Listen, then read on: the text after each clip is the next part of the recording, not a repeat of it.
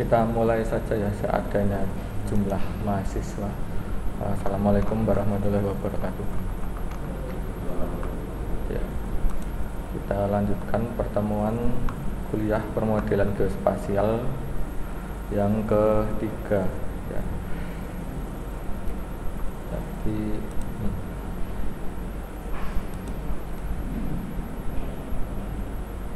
kita akan membahas tentang sumber data geospasial, dalam hal ini adalah citra penginderaan jauh, dan setelah itu jenis dan karakteristik citra penginderaan jauh. Sebelum masuk ke materi ini, kan ini mahasiswa dari sipil ya, mungkin belum banyak mengetahui tentang citra. Saya ingin tahu pengertian citra menurut Krishna apa? Body lotion. Citra body lotion. Bukan ya. Apa Krishna?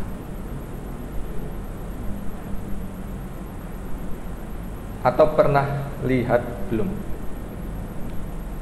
bentuk citra seperti apa?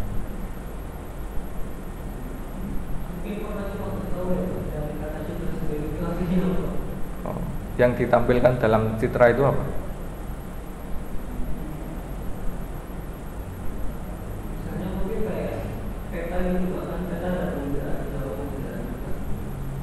Penginderaan dekat itu gimana? Penginderaan dekat ya pakai kacamata ya, pakai kamera biasa. Pakai HP itu termasuk penginderaan dekat. Zoom terus sampai jelas, itu pakai penginderaan dekat. Tapi kan nggak ada istilah penginderaan dekat.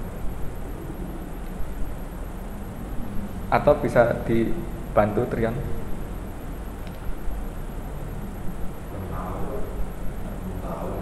Oh. Lah yang kamu sering buka di Google Map itu apa?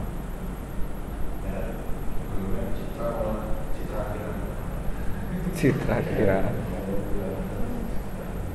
Kan itu termasuk bentuk citra juga sebenarnya, citra penginderaan jauh.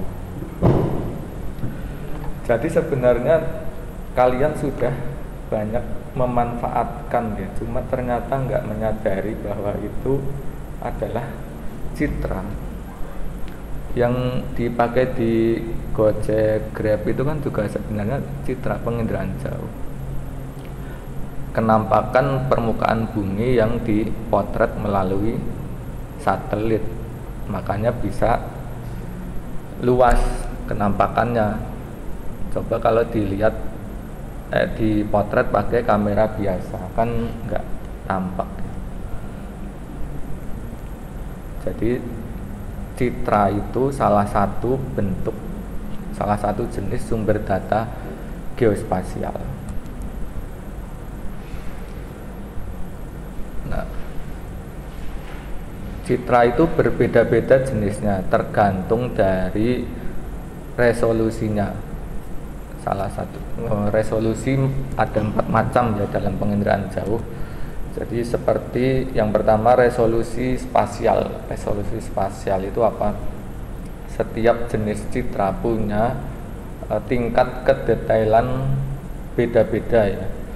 Seperti dalam skala peta, semakin seperti ini, yang pojok kiri atas itu 0,5 kali 0,5 meter, jadi sangat jelas karena 1 cm di gambar citra merepresentasikan setengah meter atau 50 cm di jarak sebenarnya, di kondisi sebenarnya.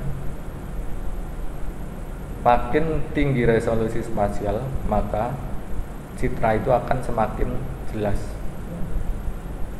Makin resolusinya makin berkurang, pada 1 meter, 2 meter, 5 meter, 20 meter, kenampakannya semakin tidak jelas. Karena ini kan citra itu pakainya piksel-piksel. Piksel itu ya kayak titik-titik Seperti di layar HP ini kan juga pakai pixel ya sebenarnya, dari terbentuk dari titik-titik pixel, tapi karena saking banyaknya maka nggak kelihatan. Coba kalau HP zaman dulu seperti Nokia 3310 kan itu hurufnya kelihatan terbentuk dari titik-titik. Pernah lihat belum? Kalau dia mati, atau kalian tidak mengalami itu ya. Jadi makin canggih, kenampakan citranya makin jelas. Itu resolusi spasial. Kemudian ada resolusi temporal, tempo kan waktu. Berarti berapa hari sekali atau berapa kali sehari satelit itu memotret di objek yang sama. Misalnya ini di suatu kota, terus dipotret setiap satelitnya keliling kan ya, tiap 4 kali. Kalau NOAA itu 4 kali dalam sehari, berarti cepat juga pergerakannya. Kalau modis sehari sekali kelilingnya. Ada lagi yang lebih lambat lagi seperti Landsat itu setiap bulan sekali baru keliling 1 kali bumi dan memotret objek yang sama. Berarti bisa dibayangkan NOAA itu cepat sekali ya, melebihi kecepatan rotasinya bumi itu sendiri kecepatannya. Jadi pagi, siang, sore, malam itu bisa dipotret oleh NOAA, resolusi temporal. Kemudian ada resolusi radiometrik, terdiri piksel-piksel. Semakin baru jenis citranya biasanya akan makin canggih. Seperti Landsat 7 itu kan ada 256 variasi warna, kita bisa bedakan. Kalau Landsat 8 semakin bervariasi, ada 65.536 variasi warna. Jadi semakin banyak variasinya, makin mudah untuk membedakan antara objek satu dengan objek yang lainnya. Yang berikutnya resolusi spektral, yaitu panjang gelombang yang dipakai oleh citra tersebut. Disebutnya band atau saluran. Ada berapa jumlah saluran? Multispektral, ada hiperspektral, artinya memiliki jumlah saluran pada sensornya yang banyak, sangat banyak, lebih dari 30 pada sensornya.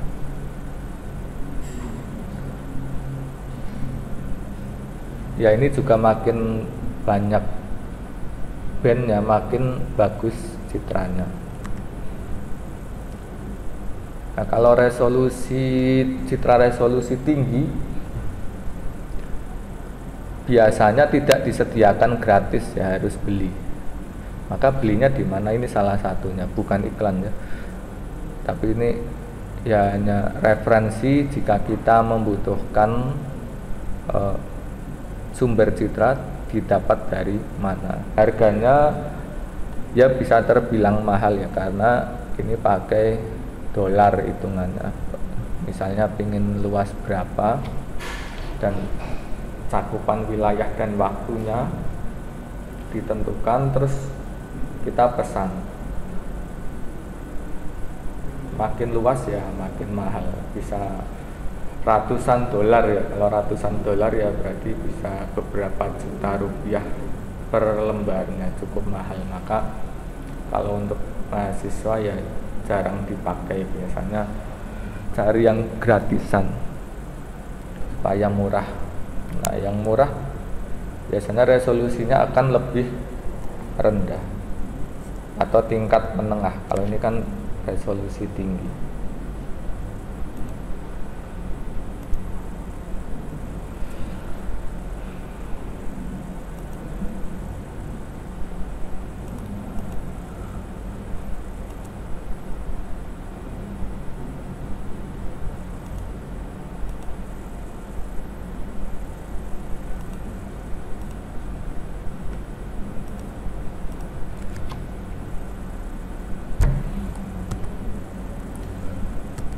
setelah mendapatkan sumber citranya, kita bisa mengolah citra tersebut. Ada software yang gratis, ada yang berbayar. Kalau dalam kuliah ini kita pakai yang ini ya, Esri ArcGIS. Ya sebenarnya pakai yang lain juga bisa, tapi yang paling familiar yang ini, Esri ArcGIS.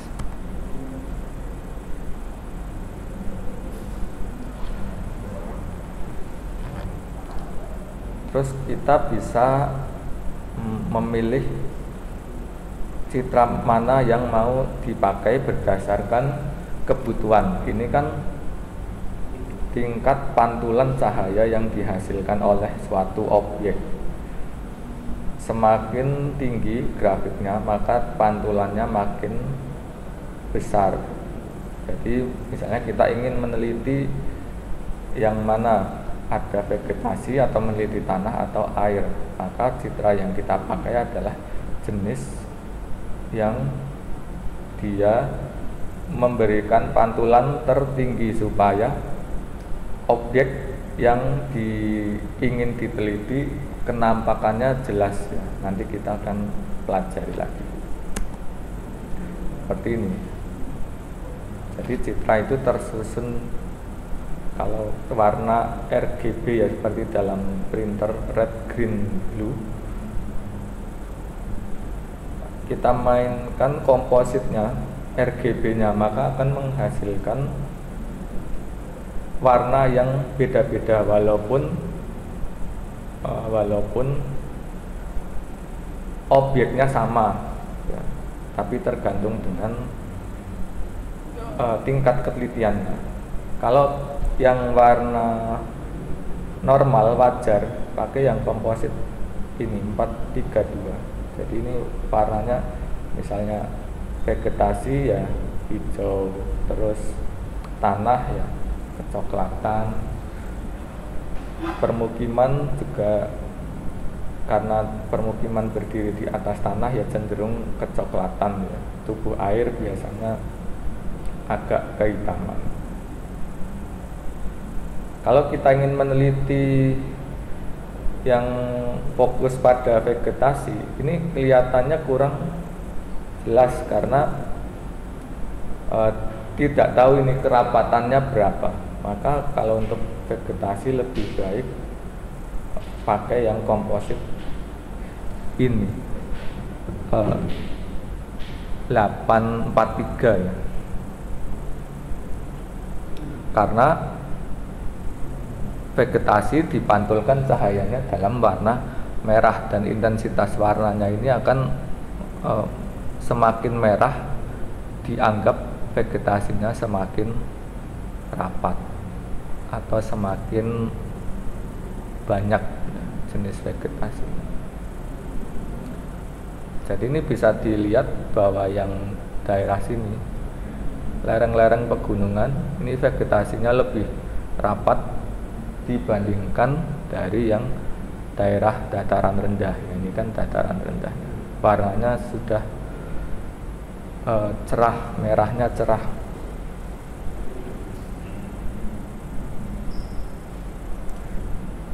Setiap komposit ini punya fungsi masing-masing tergantung kebutuhan.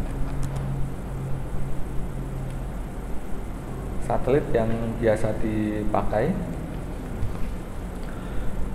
contohnya ini NOAA ya. NOAA itu satelit umumnya dipakai untuk cuaca. Resolusi spasialnya 1,1 km, berarti termasuk rendah ya. Cakupan wilayahnya luas, tapi tingkat kedetailannya ya kurang karena 1 cm di citra mewakili 1 km di keadaan sebenarnya, sehingga ini bagus untuk analisis yang tingkatnya misalnya negara. Kalau untuk kota pakai NOAA ya nggak cocok karena resolusinya terlalu rendah. Iya. Jadi ini nggak bisa buat ngintip. Nah, kalau ngintip pakai citra yang resolusinya tinggi,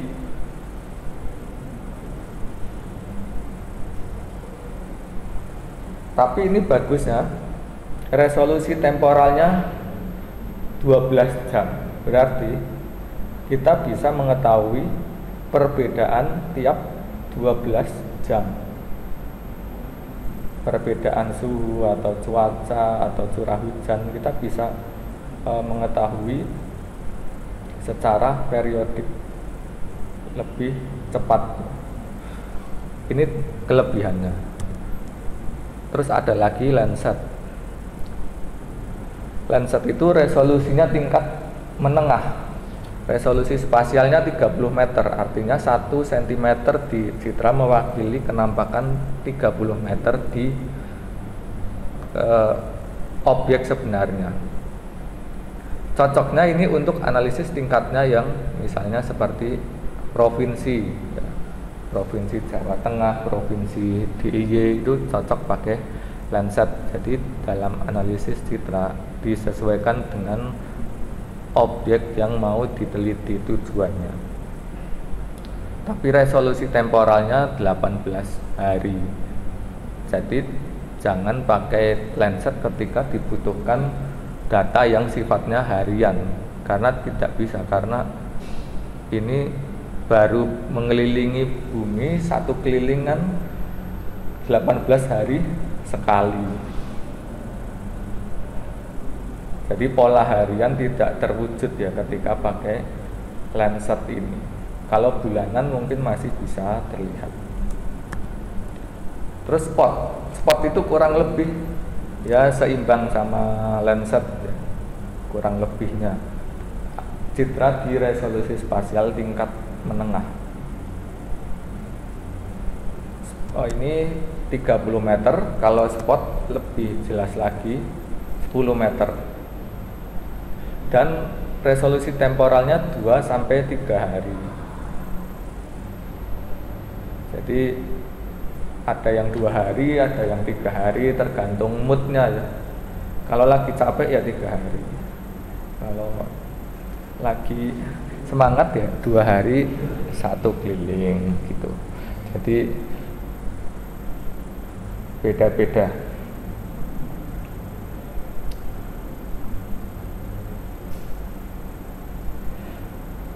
Dia pakai spektrum tampak itu yang RGB, red, green, blue, dan spektrum inframerah. Spektrum tampak ini adalah yang tampak oleh manusia. Jadi mata manusia itu sebenarnya punya keterbatasan. Keterbatasannya dia hanya bisa melihat objek yang dipantulkan oleh cahaya dengan panjang gelombang tertentu yang bisa dilihat oleh mata manusia. Makanya mata manusia kalau gelap itu nggak bisa lihat kan. Misalnya ini malam hari nggak ada lampu, itu warnanya apa jadinya? Mata manusia melihat papan tulis hitam kan? Padahal warna papan tulis apa? Putih. Belum tentu warna papan tulis itu putih, karena papan tulis memantulkan cahaya dan diserap oleh manusia dengan panjang gelombang tertentu yang itu menghasilkan warnanya putih. Coba kalau tanya sama kelelawar, lihat papan tulis warnanya apa?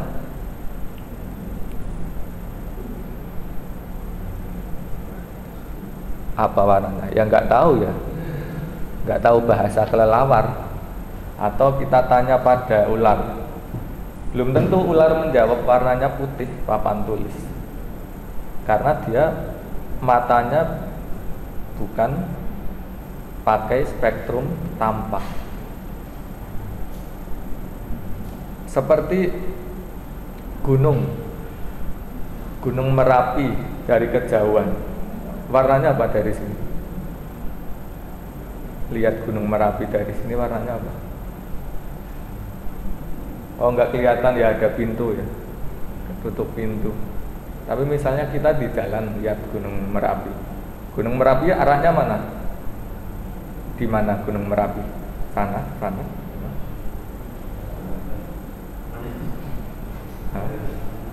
Gunung Merapi mana ya? Sana ya. Kita lihat Gunung Merapi. Warnanya apa? Hijau. Coklat ya, nggak kelihatan. Coklat.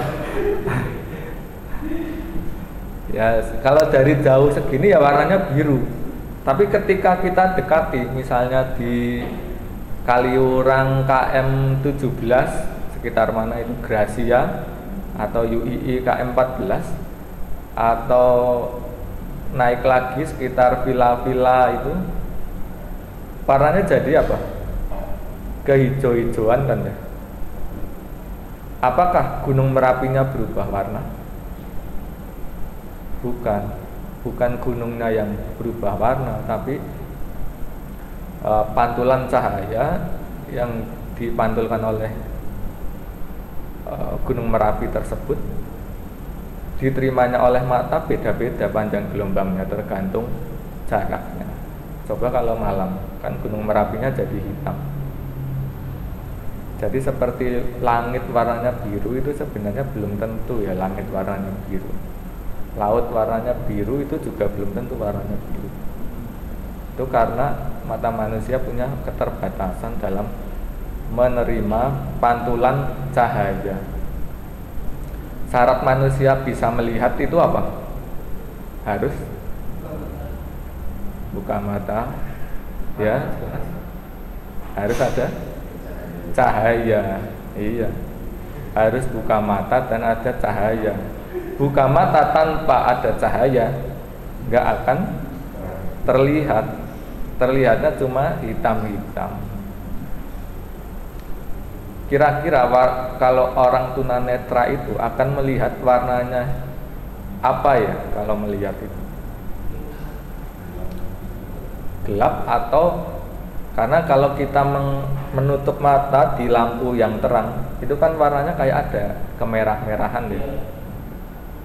Kira-kira kalau orang tunanetra seperti itu tidak bisa merasakan ada perbedaan warna ketika lampu mati sama nyala nggak kira-kira? Atau hitam nggak tahu, pokoknya hitam saja. Kira-kira gimana? Kayaknya nggak bisa ya, tetap hitam ya, nggak bisa membedakan intensitas cahaya karena sarafnya yang untuk menerima pantulan cahaya itu yang bermasalah kemungkinan. Nah itulah citra itu juga begitu, termasuk sensor citra, termasuk sensor kamera, itu kan juga sebenarnya ikut-ikutan fungsinya mata sebenarnya. Fungsinya yang mirip mata, cuma cakupannya dan kedetailannya yang dibedakan karena keterbatasan kemampuan mata sehingga perlu pakai alat. Terus QuickBird, kalau QuickBird ini sangat jelas ya. Kalau untuk analisis yang sifatnya mendetail seperti mau meneliti pergerakan di Babarsari yang kemarin habis tawuran misalnya, terus 3 hari kemudian mereka pergerakannya kemana, nah itu bisa dilihat pakai QuickBird karena resolusi spasialnya 0,6 meter, berarti kira-kira setengah meter. 1 cm di citra itu mewakili setengah meter di keadaan sebenarnya, cukup jelas. Artinya ketika kita ingin melihat manusia pakai citra QuickBird itu kelihatan naik motor, naik kendaraan mobil, bis itu akan kelihatan dengan jelas ya, kalau pakai QuickBird, dan resolusi temporalnya 3 hari sekali. Jadi ini untuk analisis di tingkat perkotaan cocok.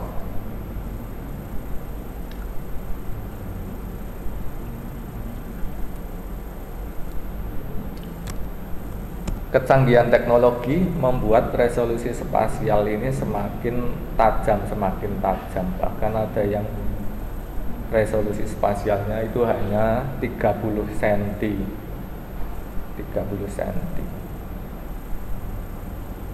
Ya mungkin nanti diciptakan citra yang resolusi spasialnya sama seperti keadaan sebenarnya, itu sangat jelas. Dan nggak cuma vertikal dari atas, tapi juga bisa melihat dari sisi horizontal. Sudah ada teknologinya belum? Sebenarnya ya ada, cuma kalau yang horizontal itu pakai kamera biasa, kamera 360 ya, yang biasa dipakai di mobil-mobil Google Map, Google Street View. Pernah lihat Street View kan ya? Ya, itu kan kenampakan asli.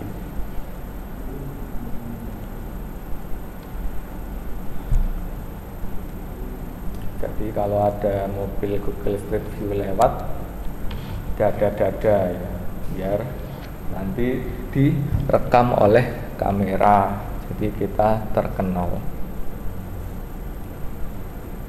Kalau suatu wilayah misalnya ingin kebutuhan khusus tertentu yang tingkat kedetailannya butuh sangat jelas ya, salah satu solusinya bisa pakai foto udara. Kalau zaman dulu foto udara pakai pesawat. Kalau sekarang zaman canggih, karena foto udara pakai pesawat, pakai pilot, resikonya tinggi, bisa pilotnya jatuh, maka sekarang diciptakan pakai drone.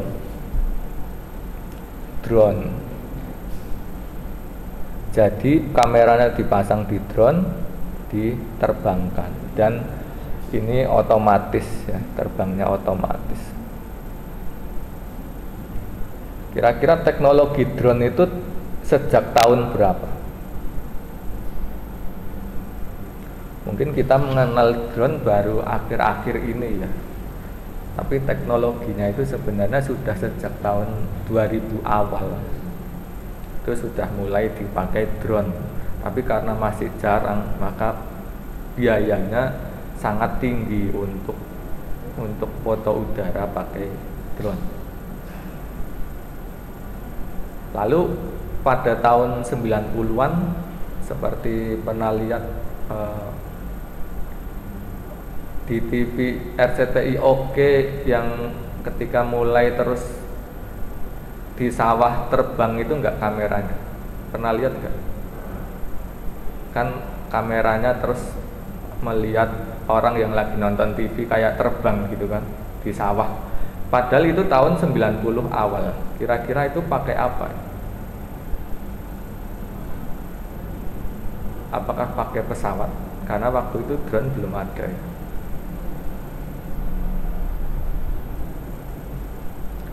Waktu kemungkinan kalau saya duga itu pakainya ini helikopter radio kontrol ya. Jadi remote helikopter terus dipasangi kamera buat syuting dari udara, kemungkinan. Karena drone waktu itu belum ada. Kelebihannya citra satelit, biaya itu relatif lebih murah, tinggal beli atau ada yang gratis dibandingkan dengan kalau pakai foto udara ini kan mahal, apalagi kalau pakai pesawat, dan bisa kontinu. Jadi ketika dibutuhkan data yang sifatnya time series, setiap berapa waktu sekali tersedia datanya dan mudah didapat. Yang gratis ya tinggal download. Landsat ini gratis ya, tinggal download. Kalau QuickBird Iconos ini beli karena resolusi tinggi, beli. Yang lainnya ya ada yang beli, ada yang gratis. Ada lagi radar. Kalau radar ini di mata kuliah ini pemodelan spasial tidak dipakai ya satelit radar. Nanti pakainya Landsat. Kelebihannya radar, dia tembus awan. Kelemahannya Citra itu kan dia kalau awan kelihatan nih, ini menghalangi. Ini seperti ini kan awan putih-putih ini. Dan ini akan mengganggu analisisnya. Kalau awannya luas, makin gangguannya makin besar. Nah, kelebihannya radar itu bisa tembus awan. Jadi tergantung kebutuhan. Ada lagi pankromatik, hitam putih. Ya namanya hitam putih, maka tidak ada warnanya. Interpretasinya bagaimana kalau hitam putih nggak ada warnanya? Ya dari ronanya atau dari bayangan. Tidak selalu interpretasi itu pakai warna. Ini contoh citra Landsat. Terus citra spot, citra NOAA yang untuk satelit cuaca. Kalau orang biasa yang tanpa pengetahuan interpretasi citra ini ya dikiranya gambar apa ya, padahal ini ada artinya, bisa diartikan. Misalnya ini gumpalan awan, terus dia bisa mengerti arah alirannya kemana, arah anginnya, sehingga bisa memperkirakan di mana yang akan turun hujan. Atau misalnya bisa memperkirakan bencana angin topan di mana, sehingga bisa dihindari atau bisa dikurangi dampaknya. Mitigasi bencana ya namanya. Kalau satelit radar, walaupun kalau menurut orang awam ini nggak jelas gambar apa ini, tapi kalau orang yang bisa interpretasi citra ya ini mengandung ribuan makna ya. Dan kelebihannya tidak tertutup awan.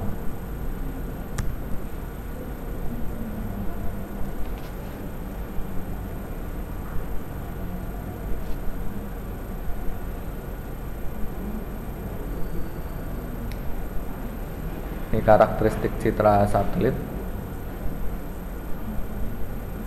Sejauh ini yang paling detail ya Iconos, QuickBird, terus ada lagi Pleiad ya. Pleiad itu disediakan oleh Lapan. Terus ada lagi GeoEye, itu juga cukup jelas.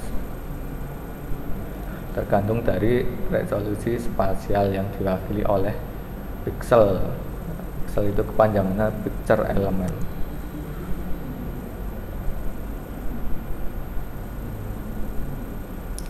Sama-sama Landsat TM ya ini namanya. Tapi ketika resolusi yang digunakan berbeda, ini kan resolusi 5 resolusi spektral ya, 521, 342, 432, 247. Ini akan menghasilkan warna yang berbeda-beda. Karena sensornya yang mendefinisikan interval panjang gelombang yang bisa direkam itu beda-beda. Nanti kita akan pertemuan selanjutnya akan pelajari perbedaan resolusi spektral ini dan kesesuaiannya untuk analisis tertentu. Jadi tidak sembarangan tidak sembarangan resolusi spektral yang dipakai. Ini tadi sudah ya resolusi temporal.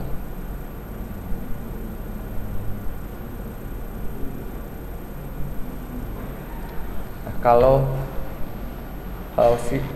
lingkup wilayahnya luas. Kalau pakai interpretasi secara visual, manual ya, pakai mata biasa, kelemahannya tingkat kesalahannya tinggi, karena namanya mata manusia itu bisa saja salah. Terus selain tingkat kesalahannya juga ini ya, waktunya lama karena dia mendigitasi satu-satu. Tingkat kesalahannya tinggi, waktunya lama.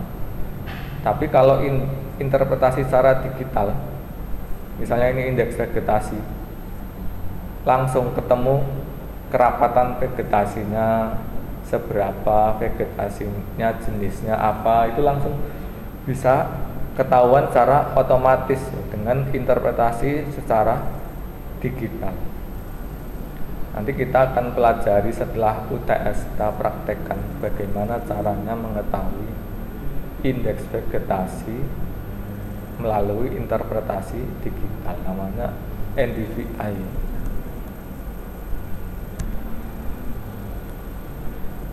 Ini kalau interpretasi secara manual. Jadi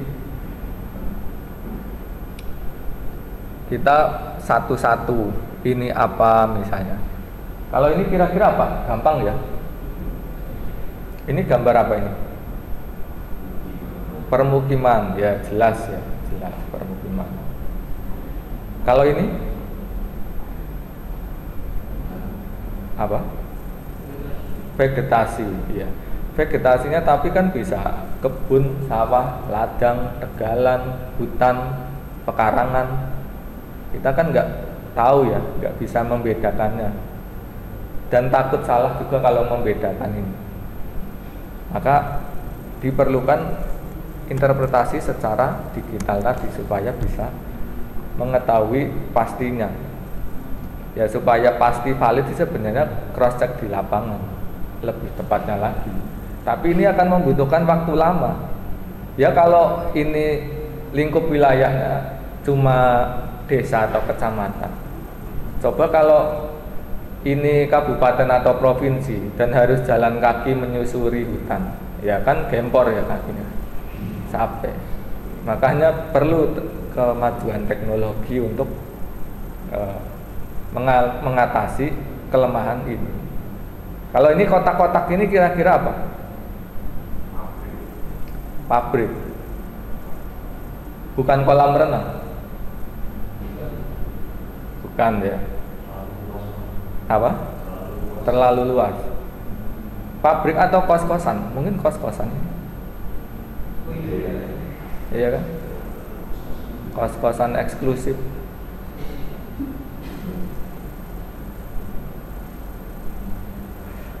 Tapi kemungkinan besar ini sesuai ya, pabrik. Ciri-cirinya apa? Karena atapnya polosan, terus ini kemungkinan seng ya. Ya, masa kos-kosan atapnya seng, kan penghuninya bisa kepanasan dan nggak nyaman juga ya. Jadi kemungkinan ini betul pabrik. Tapi perlu di cross check di lapangan supaya untuk memastikan kebenarannya. Masalahnya ini nggak tahu ya ada di mana, cross checknya di mana. Ini kan cuma contoh. Dan ini apa? Sungai. Siapa tahu jalan? Terlalu besar. Jalan tol barangkali.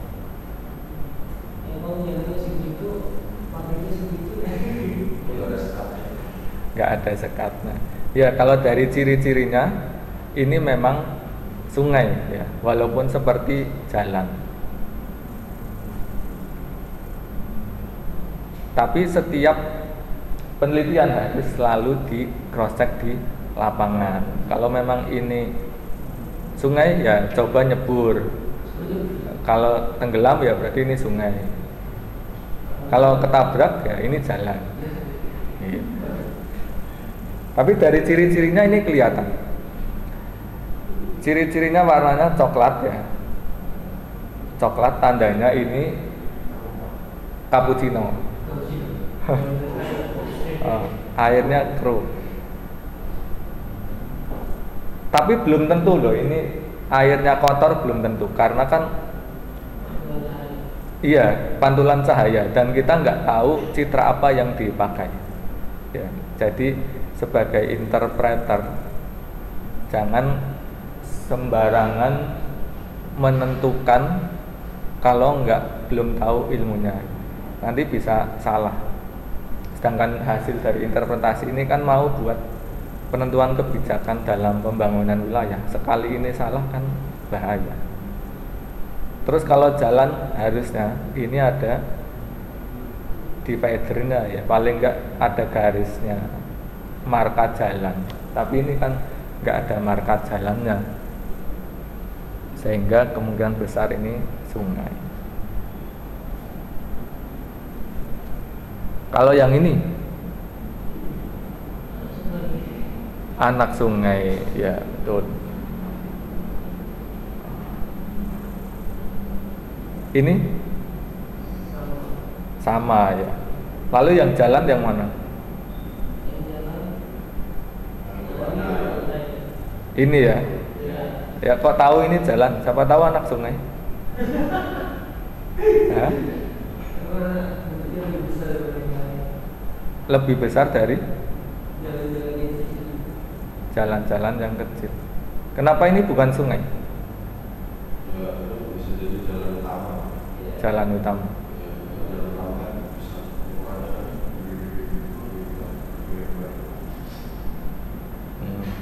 Kalau dari kenampakannya ini seperti jalan memang ya, karena ada persimpangan jalan. Ini kan ada perempatan jalan. Kalau perempatan sungai emang ada? Ada perempatan sungai. Lampu merahnya gimana? Enggak ada. Zebra cross. Ya itu makanya karena ini kelihatannya jalan. Ya supaya pasti terjun lapangan. Kalau ketabrak ya jalan. Free download. Kalau tadi berbayar, nah ini free download. Downloadnya di mana? Kalau Landsat 1 sampai 8 salah satunya ini ya, landcover.org. Di 8 juga ada. Sepertinya citra paling umum itu memang Landsat ya kalau untuk penelitian-penelitian, karena dapatnya gratis dan analisisnya mudah dan tutorialnya itu banyak di internet, sehingga Landsat paling familiar untuk dipakai. Dan variasinya itu banyak. Ada Landsat 1 sampai 8, terus resolusi spektralnya juga bisa bermacam-macam, sehingga banyak yang memilih pakai Landsat.